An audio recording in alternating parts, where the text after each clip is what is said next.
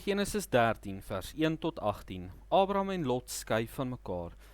So het Abraham dan uit Egipte na die suidland opgetrek, hy met sy vrou en sy hele besitting en Lot saam met hom. En Abraham was baie ryk aan vee en silwer en goud, en hy het van plek tot plek uit die suidland getrek tot by Bethel, na die plek waar sy tent in die begin gestaan het, tussen Bethel en Ai, na die plek van die altaar wat hy vroeër daar gebou het. En Abraham het daar die naam van die Here aangeroep, en Lot wat saam met Abraham getrek het ook klein vee en beeste en tente gehad. En die land kon hulle nie dra om saam te woon nie, want hulle besittings was groot, sodat hulle nie saam kon woon nie. En daar het twis ontstaan tussen die veewagters van Abraham en die veewagters van Lot. Ook het die Kanaaniete en die Ferisiete destyds in die land gewoon. Toe sê Abraham vir Lot: laat daar tog geen twis wees tussen my en jou, en tussen my wagters en jou wagters nie. Ons is mos broers. Lê die hele land nie voor jou oop nie? Skei jou tog van my af. Gaan jy links, dan sal ek regs gaan, en gaan jy regs, dan sal ek links gaan. Toe slaan Lot sy oë op, en sien dat die hele Jordaanstreek oral volop water het.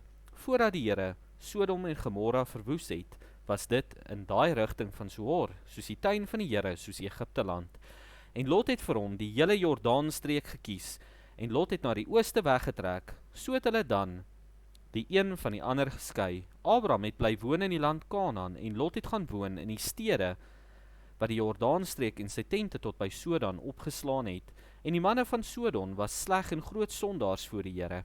En die Here sê vir Abraham, nadat Lot van hom geskei het: slaan tog jou oë op, en kyk van die plek waar jy staan, na die noorde en suide, na die ooste en weste, want die hele land wat jy sien, sal ek aan jou gee, en aan jou nageslag tot in ewigheid.